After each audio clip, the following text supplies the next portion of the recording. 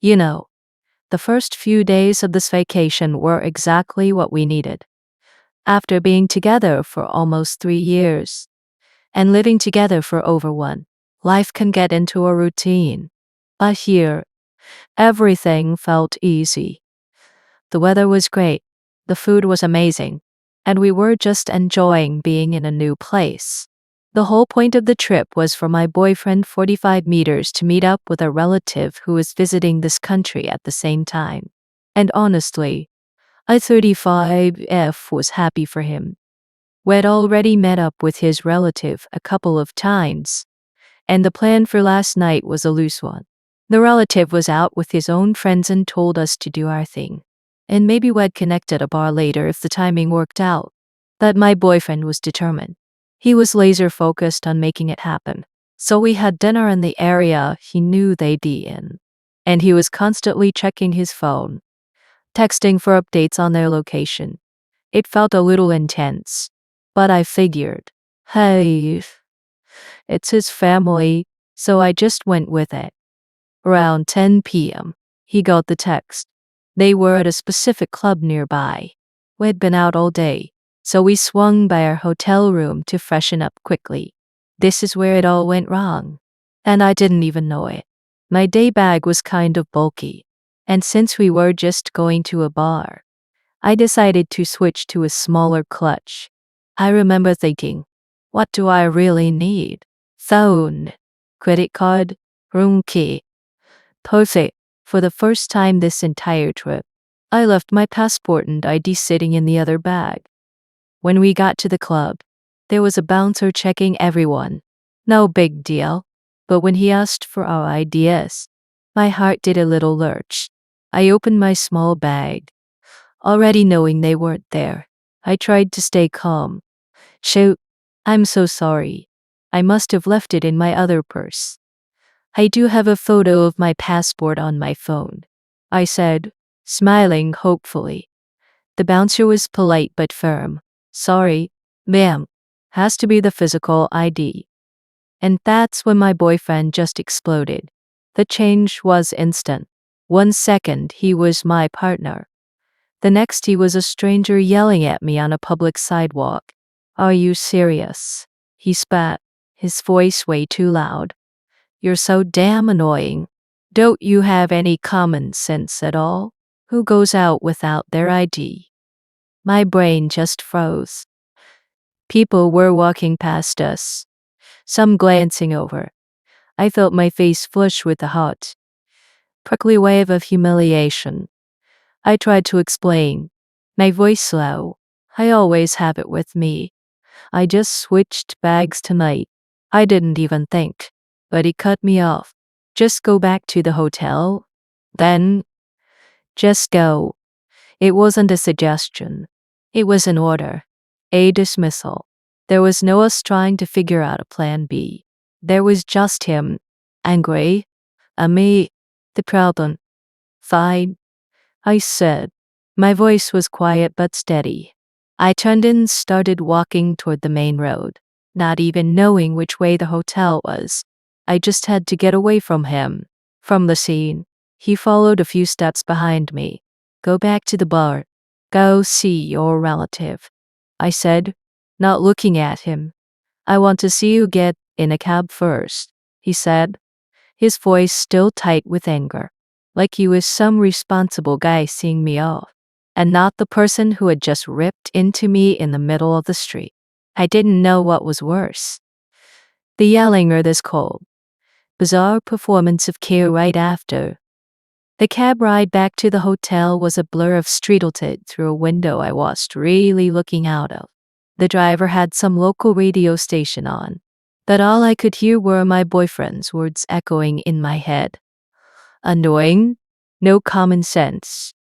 The public humiliation was still a hot sting on my cheeks. I just sat there in the backseat, staring at my phone, replaying the whole 2-minute disaster.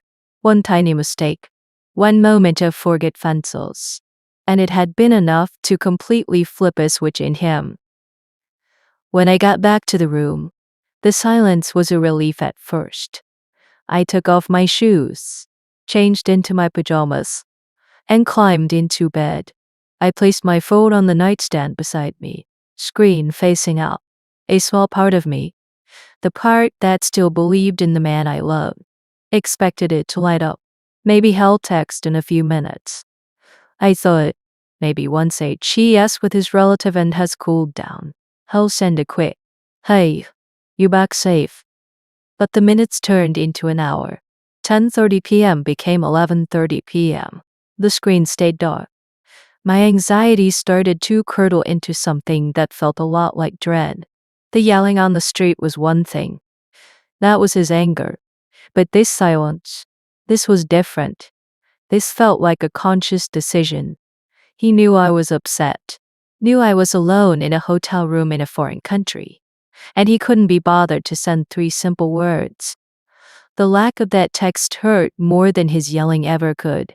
It made me feel completely and utterly disposable. I must have dozed off at some point, because I was jolted awake by the sound of the keycard sliding into the door. I squinted at my phone. It was 4:03 a.m. He walked in, trying to be quiet. He didn't look at me. He just put his wallet and keys on the dresser, went into the bathroom, and then came out and got into his side of the bed. No apology, no explanation, not a single word. He just turned his back to me and went to sleep, as if I wasn't even there. The next morning was even worse. I woke up to find him already dressed. He moved around the room with a cold, deliberate silence, grabbing his wallet and room key. He didn't say good morning. He didn't ask if I was ready for breakfast. He just walked out the door, letting it click shut behind him, to go eat by himself. The finality of that click echoed in the quiet room. We were supposed to check out today, so I got up, opened my suitcase, and just started packing my things, folding my clothes, one by one, feeling this profound sense of loneliness. About an hour later, he came back. I thought, okay, maybe now we'll talk. But he walked right past me, didn't even glance in my direction, and got back into bed. He pulled the covers up and closed his eyes. No remorse, no intention of talking, nothing. He was just going back to sleep. And as I stood there with a half-packed suitcase, I realized his silence was more than just him being angry. It was a weapon, and I didn't know how to fight back against being treated like I didn't exist. He finally started talking after I zipped my suitcase shut. The sound was loud and final in the quiet room. I didn't look at him, but I could feel his eyes on me. I braced myself. The conversation, when it came, was somehow even worse than the silence. It got heated, but not in a way that leads to a resolution. It was the kind of heat that just burns everything down. He started trying to gaslight me, to rewrite the entire trip into a narrative where his outburst was my fault. You know, he started, his voice calm in a way that made my skin crawl. It wasn't just about the ID. You forgot your phone adapter on the first day. I finally looked at him, completely baffled. You knew that. I said, you told me I could just use yours. He just waved his hand dismissively, like that fact didn't matter. And yesterday, it rained and your shoes were wet, so we couldn't walk around that park we planned to. I just stared at him. We did walk around the park, I said, my voice flat. I just didn't want to step in one single muddy patch. He wasn't listening. He was just pulling random threads out of thin air to build his case against me. And what about in the cab the other day? Your sister called and you were talking so loudly. I felt like I was in the Twilight Zone. First, I wasn't talking loudly at all. And second, since when am I not allowed to answer a phone call?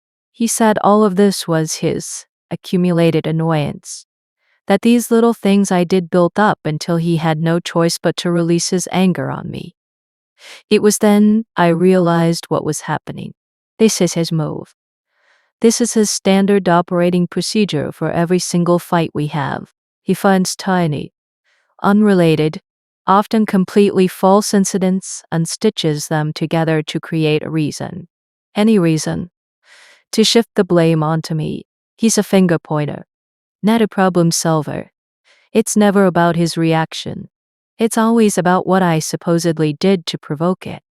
My anger started to fade, replaced by a cold, heavy exhaustion. You still haven't apologized for your behavior, I said, my voice barely above a whisper, for screaming at me in public. He looked at me, his face set like stone, and delivered the final blow. You need to apologize to me first, he said. You're the one who forgot the idea and ruined the night.